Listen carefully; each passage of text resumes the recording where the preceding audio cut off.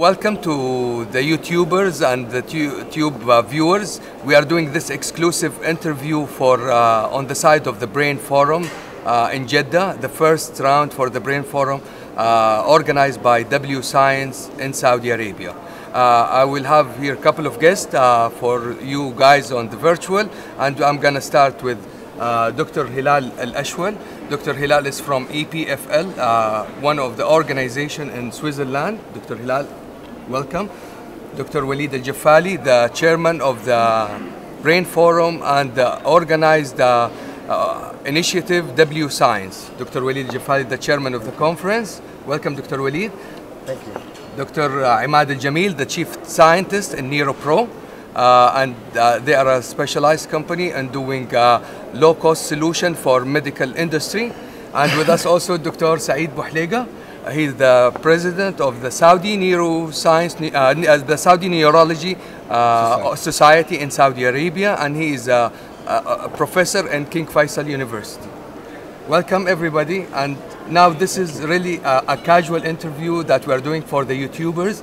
This important medium, all our forum is today broadcasted live on the YouTube. We are having yesterday the same size of the room on the YouTube watching us. So we are having another virtual room. Wonderful. Yes.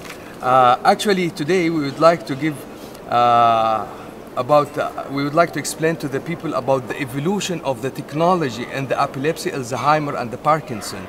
So what kind of technologies these people can have as hope?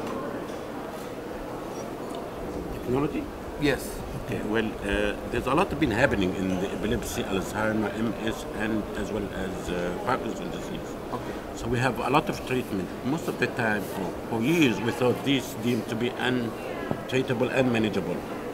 These people now can live maybe almost normal if they diagnosed early and treated early. So the advances in both in diagnosis as well as the treatment. Obviously, I cannot explain everything in 2 minutes, but there's a lot of hope. People who used to die, now they can live almost normal. In some disorder, Alzheimer, we are still lagging behind, but the others, we're doing very fairly well. We'd like to ask also Dr. Walid, W Science is organizing this Brain Forum, and this is the first round in Saudi Arabia. We haven't seen such a crowd on a very specialized medical forum. I think that's a big milestone for Saudi medical conference in Saudi. But we'd like to know, and the YouTuber and the public would like to know, why you are doing that. Well, actually, you're very right, but let me welcome my friends at the YouTuber and the first, my YouTuber friends. And I say I'm actually very, very impressed with the organized show that you are running on YouTube in form of questioning and in form of debates and in form of feedback. What has inspired me to do my further education about 5 years ago?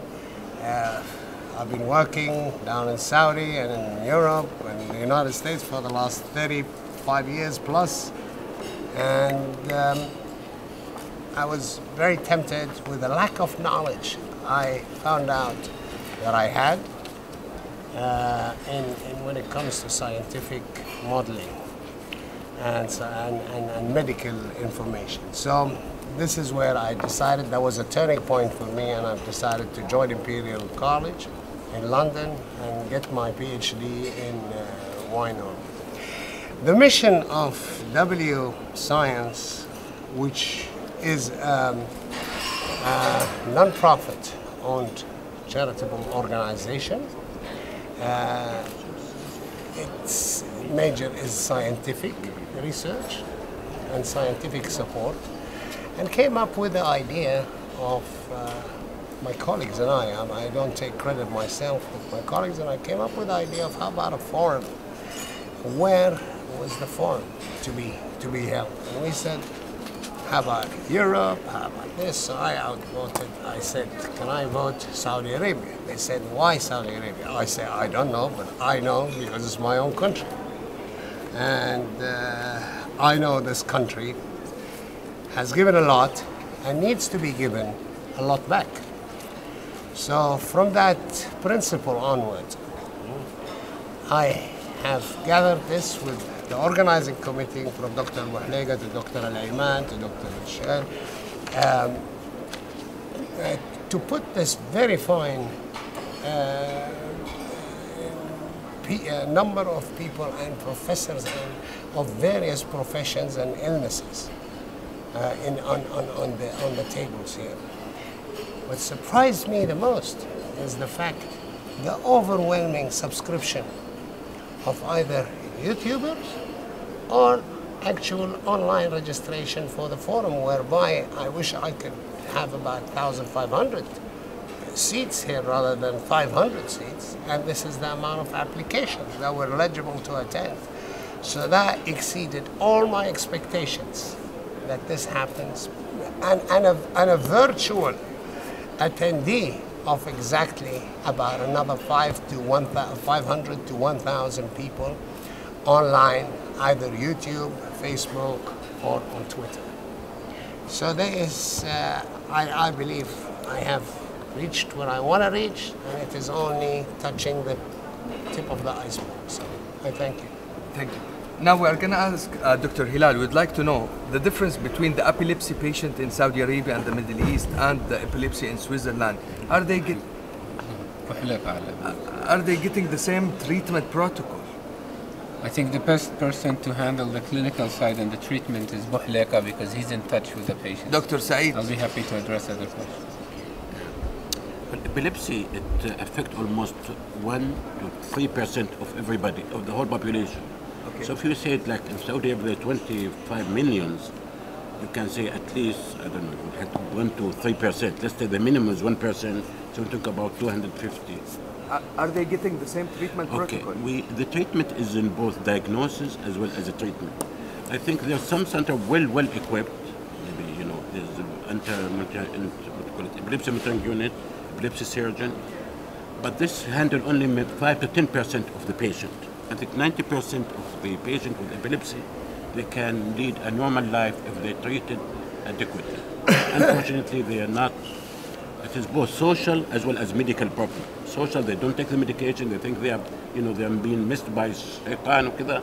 And the people that don't, you know, and the health authority, they're not paying attention to them.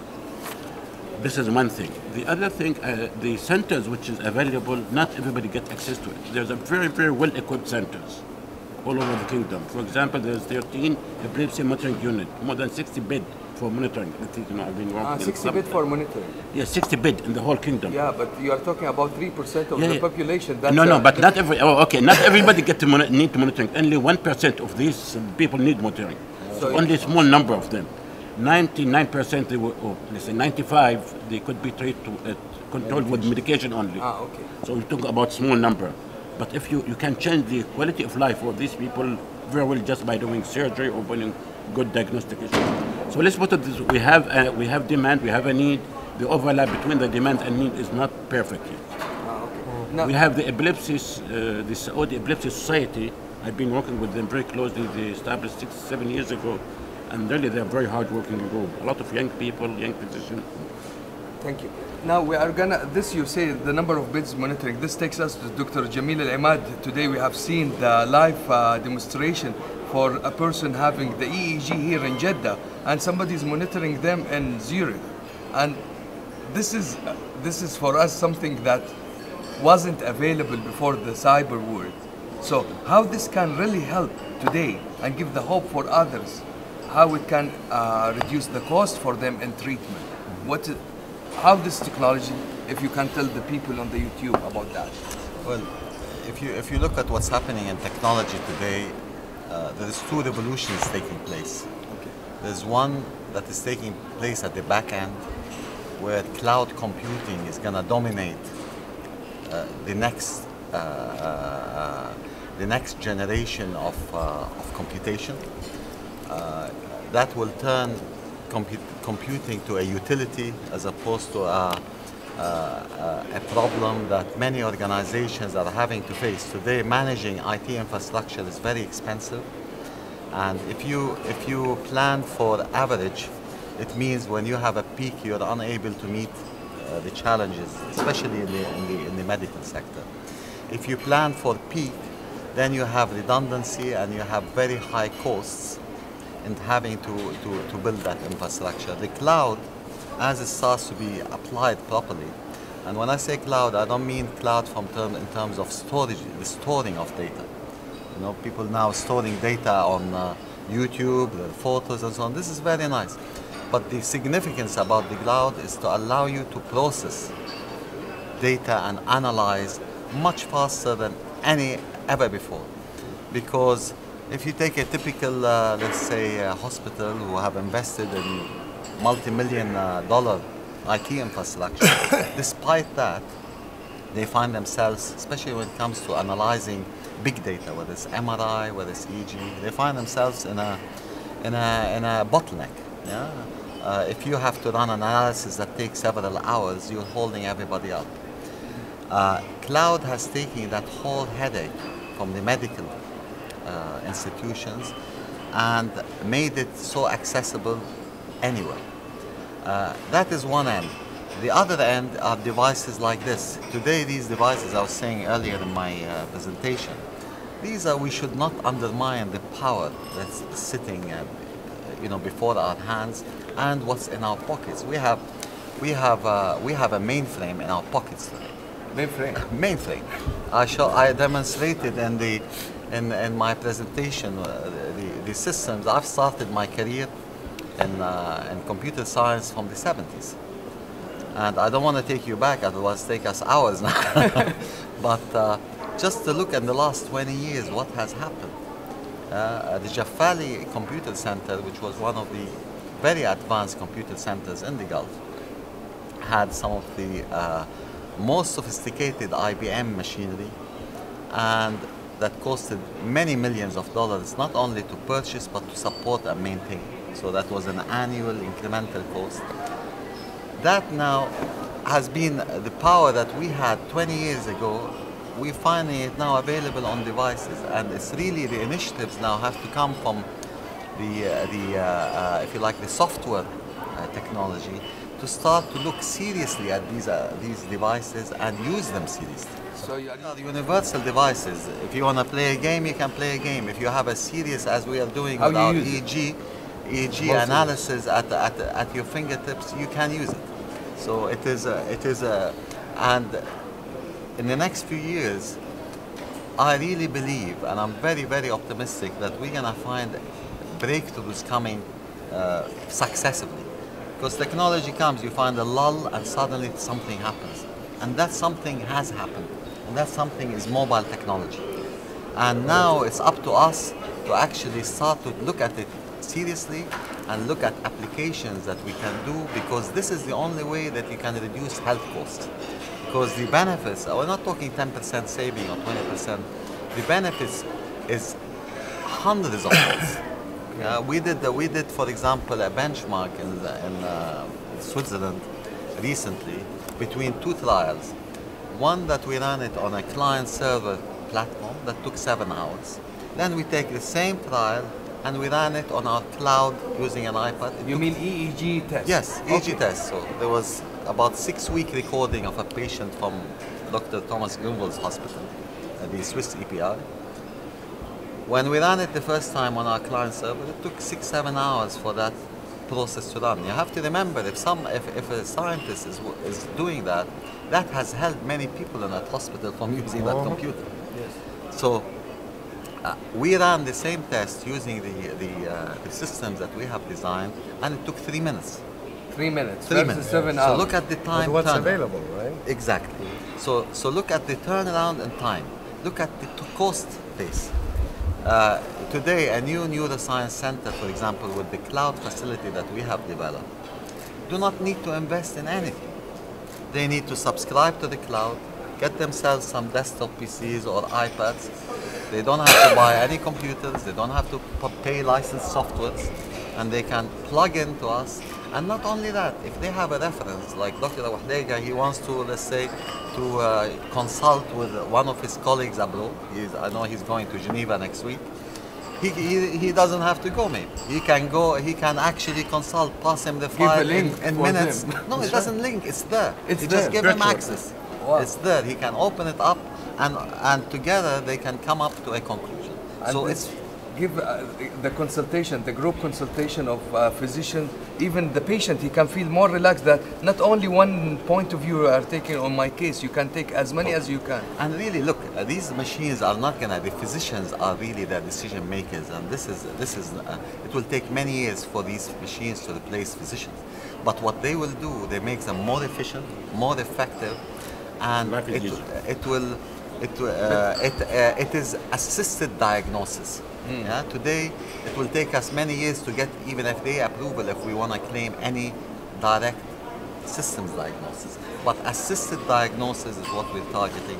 And I'm not saying 5 years or 10 years. When I was talking to Dr. Jaffari, we're pushing forward. Yeah, we don't want to be stuck in a lab. We want to take it out. We want to apply everything we do. We want to apply it immediately and build on it step by step. We would like also to ask Dr. Hilal Ashwal, EPFL. We have seen yesterday the opening with a video documentary giving a background about Alzheimer, and you have also many about education material. How you are taking that to the public, Dr. Hilal, and how that helped? Now we know that you do a lot of research on the EPFL about the science. People would like to know more about the EPFL and would like to know how this can help the public through the material virtually. Because today on Twitter I'm getting most of the material, the people are asking, they want a doctor to answer. Yeah, I think this is an area where scientists have to do a better job, and that is how do we disseminate the knowledge and the results of our work in the lab into the general public. I think this is the responsibility of not only the scientists but also the universities and the public and the government as well. It is even more important in this part of the world where neurology and neurological disorders have not received the same attention such as other chronic diseases such as diabetes and cancer. People have the impression that in the Middle East we don't have as many people, it's not a serious problem, and part of it is because many mental and neurological disorders are stigmatized. So I think it's even much more important here to increase people's awareness about neurological diseases, Alzheimer's, Parkinson, increase their awareness about the treatment options that are available now and ones that are coming in the future. And this was one of the main objectives of this forum, and that's why we did not focus only on what options and treatment options are available today, but what we're expected to see in the next 10 years. So I see this forum accomplishing that, but that on itself is not sufficient. There need to be really concerted efforts to, for example, today, if you were to go, there is not a single website that describes mental disorders in Arabic. True. Much of the material content is in English. Yes. So people who have families, people who are sick of Alzheimer's and Parkinson's disease have limited resources. Those who have parents or educated members of the family can seek that knowledge, but the great majority of the population don't. So this is an area where I think we can do a lot. I think it's ultimately really today we cannot say is the sole responsibility of any stakeholder, be it the government. I think we all as members of the society have the responsibility to fulfill this mission and bring this knowledge to the people so that they can make more educated decision for themselves and for their families. So actually, what I would like to see and what I would hope to see is some initiatives. Perhaps this is a great opportunity for young people in medical schools to take the lead on that and develop such website and use the social media and YouTube in a more effective way to educate the general public. We need to go not only out of the research lab but out of our comfort zone and reach. We need to have more non-profit organization that really focus on this mission. There is huge need. Yes. There are many people with Alzheimer's. People don't even know what the treatment options, and that's why you're getting all these questions. We need to Actually, the Twitter, even the social media team is tweeting. We are having many tweets asking about basic information about the brain and the epilepsy and Alzheimer. And not only this, people are also asking about the research. If some students are doing research, the problem now is connecting. The social media and the online is connecting. But I think if there is one thing that I hope this conference has achieved for the young people here is to show the fact that science no longer has boundaries. Yeah. And being the future of medical science and being a medical doctor will change. We will have to probably restructure our curriculum so that doctors of the future will have to be in sync with the technology and how to use it. But what's important is that people in this, I meet many young people in this part of the world, and usually it's very difficult for people to think that I, as a chemist or a computer scientist, could be doing something that would contribute to treating Alzheimer's disease. And I think the talks we've heard yesterday and today clearly illustrates that in order to tackle any of these complex disorders, we need every single brain that we can have, and we need brains from different professions. I myself, I was trained as an organic chemist, but I work in Alzheimer's and Parkinson's disease, and we've made from a chemical side and the molecular basis of the disease. But science again is I started as a chemist in one field, but today in my lab I have a group in chemistry, cell biology, molecular biology, and animal modeling. Even the people in my table here is diverse, from a physician to let me just add something that Dr. Hilal was mentioning. About the reach our audience, to reach our medical society around Saudi Arabia, around the area, around the world, yes, around, let's say, the Arab-speaking world at this stage. I think it's very, very important that scientists at this stage would come out of their comfort zone, like Hilal said, and I will take this on as a mission at W Science, to do translations, of documentations for Arabic content. For Arabic content. Wow, this is an interesting announcement on so our. I'm willing to do that, and I'm very happy to do that, because this is the aftermath which counts for me as the forum. The forum for me is not a gathering of who's who, etc., in the medical world and so forth, but it is the aftermath where I maximize the benefit. Now, what we could do available today, as you can see, I have this poker here, Poken, they call it. Yeah. We used it especially for the first time for the Brain Forum, and it is, you go to the board there that has the names of the different lectures, and you just download it on your USB. So what I'm willing to do, and I'm very happy to do, if I'm allowed to do that by the professors, is to download the presentations on YouTube or on a reference that our YouTubers can use. Yes, so that means we are building the Brain Forum YouTube we got channel. Some very, very interesting lectures that happened and seminars that took place here, and we were willing to share that 100%. Actually, the Arabic content, now I received many questions on the YouTube, on the Twitter account for at the hashtag of the Brain Forum and Munteda الدماغ. They're asking, if we are a student and we want to do a research, can we cooperate with W Science? Absolutely correct. Absolutely, yes.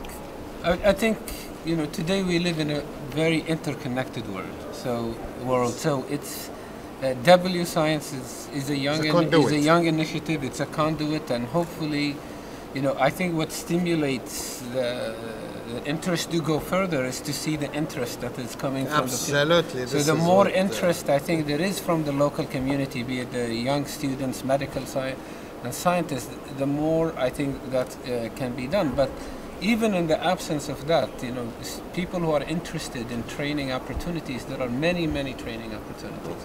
You just need to take the initiative. If you are here, start by connecting with your mentor. Just do not let anything stop you. Seek information, identify first exactly what you want to accomplish.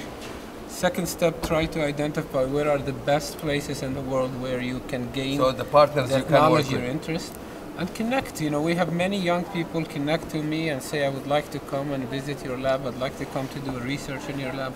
I would like to come, Dr. Hilal. You're more than welcome. Dr. Saeed also have something to say? Okay, I just want to say that, talk about research and young people. I think this is the key point. Yes. Having, forum is okay, building a building is okay, but building a nation is the most difficult thing. So let's just say that initially we treat the young people like our children, like my daughter, my son. You want your daughter, your son to be the best. Okay. So let's take this new generation. It is our job from a different level, from the highest people to the lowest people. We have to, tutor them. And this is what I see the gap between the young generation and the established generation. In the West, this is very easily done, been going for 100 years. Here we're still kind of young nation. We think about ourselves, but we don't think about the extended family. And this is the job. I mean, I'll say it now. I'll say it all my life until I go underneath the ground. This is the job. This is our job, to make these people take our seat in the future. It is not easy. Doing research is not easy. I don't want to say things about this easy, but it is a continuous work, it's a commitment. True. And I think we have what it gives. We have everything what it gives. We have the money, we have the brain, we have the materials, we have the people, we have the infrastructure. What we need is the communication. And this is an example. What I heard today and yesterday, we open. And usually I used to go to Ellipse meeting, Parkinson meeting. This is the first time I go to everything meeting. Everything. Honestly, this is for me, it is something. That's the everything. I'm not joking. This is, I've been doctor for 37 years. I never, I attended a lot of meetings, but all specialty. This is an opening new views for me. So I thank you, honestly. Yes. And I think we have to invest on this thing. It is not a one-time show. I think the one important thing, I think that this meeting sets precedence, which, when it comes to improving research in our part of the world, unfortunately the governments tend to be very slow and bureaucratic. I think what this meeting sets is sort of an example where business leaders can begin to champion science. And this is we've never seen this in the Arab world in this. So we certainly hope that many people will follow these examples, and that W Science and the work that has been done here will set the model for others to follow. And there will be many others who will champion in organizing such events, launching initiatives, sponsoring the training of young people. In this, I think ultimately this is what will transform. That's a great statement from Dr. Saeed Bouhlega, talking about that this conference is everything, Alzheimer, Parkinson, and... But I was suspicious initially, to be honest, Dr. Jafali, because I don't know what does it mean. And I said this to Hilal and Ahmad when I talked on the phone. But now I see a different view, honestly. I see something global, and I missed this for years, honestly. Because I always think about gene, about mutation, about... Let me comment something. But nobody saw me the whole picture. Yeah. Let me comment about what Dr. Bouhlega and what Dr. Hilal said as well. It's very important for the business leaders to turn their attention to research. And research itself is a problematic area, because research without application is like you have sunken treasures. You need to apply research. All too often in universities, they know the science, but they lack the rollout of the science to its application. Okay. And this is what we have found out when Dr. Jafali and I toured around, trying to find where the best we can add value, because resources are scarce, and these resources are privately funded, and my job is to make sure that we invest them wisely. And investing them wisely is to take science out of the labs and into people's homes. So, and we have to remember as well, we cannot be encapsulated in a lab without bringing in the feedback from users. So the shorter the path is to try things out, to test what can be, and then evolve it further and further. It means that you will be, and if you take certain problems and tackle them directly and move into the next problem, rather than take a huge steps that takes you 15, 20 years to achieve. And this is what we've been doing with W Science. We're looking at focused areas, and in these areas we're taking it, we're bringing commercial knowledge, we're bringing scientific knowledge, we're bringing the medical knowledge from the teams that we have selected. The other important final point I'd like to say, one of the biggest problems, if you look at the innovation between Europe and the United States, if we leave our region for a moment, okay, you find a lot of successes come out of the United States and not so many out of Europe in terms of not the innovation, but in terms of turning it out to a successful enterprise, because you need that part. And the big reason is because for these initiatives to make it to the real world, they need private equity investment. Now, private equity businesses tend to put a straight jacket on researchers. So they'll tell them, you have to do this, and you have to do that, and by this time, and you have to deliver this value by this year, and if you don't do this. And this entrepreneurship and research is incompatible. So when you bring a researcher, you don't know what you find. You need to find the right people, open up the space for them, let them run with what ideas and thoughts, and that's what Dr. Jafari's direction is. Looking at imagination. If someone believes he can do it, we give him a chance. We take him to the first step, and if we find the success is there, we don't constrain him. We don't tell him you have to deliver this by next year or this month or next month. He got it. He has freedom to think, because if you look at the history of science, most of the discoveries we stumbled upon them. Look at antibiotics. No one set out to discover it. They stumbled upon it. And many examples like that. And if you lock them in a straitjacket, that disappears. That opportunity that you look, you stop seeing. Usually most of the research, he say, I find it, but he cannot take it to the next step. He don't know where to connect, whom to talk to, how to register, how he can be part of it. He thinks, when he gets a science, some of the people think about financial, I got it, I'm gonna do millions, but he doesn't really understand the roadmap that is gonna take him. Correct. And this is what we're doing because of our industrial and commercial know-how. And now with our exposure to the scientific and specifically neuroscience, we are seeing a lot of opportunities. They are low fruit, they're not a big deal. And we see suddenly things that couldn't be possible 5 years ago, now they're easy to do. And I think many people in this field should revisit what thought cannot be done. Yeah, and say, let me open that old file again. Like we can do it today. We have to get out of our comfort zone. Exactly. It's a wake-up call for me. Actually, It's a wake-up call for scientists. Actually, comfort I zone. think what is just to make one follow-up point is, I think when we usually think of what's done in the West and what we can do, we always think that we have to go very far to catch up. okay. And what I think the talks that were presented highlight is that we don't really need to catch up. We have a unique opportunity now to join and be on the frontiers and participate in the science that will shape the future, and rather than just catching up. There is the resources, there is the visionary leaders. We need to invest more on education. We need to train more local scientists in this area, and we need to reach out to the young people who are aspiring to be scientists in this field and really provide them with all the information you ask for. We need initiatives that are really focused on helping young people realize their full potential, understand the complex landscape of this field, but also understand the opportunities. And I think one thing that this conference will do is we'll get people to realize the excitement of to work in neuroscience. Neuroscience, right? Because you can work. You're not going to deal only with medical doctors. You're working with engineers. You're working with computer scientists. I can't think of a better job. See, there is big statement just for me to summarize for our YouTube viewer that this forum, the Brain Forum, is everything about the brain. That's number one by Dr. Saeed Bouhlega. The Arabic content, Dr.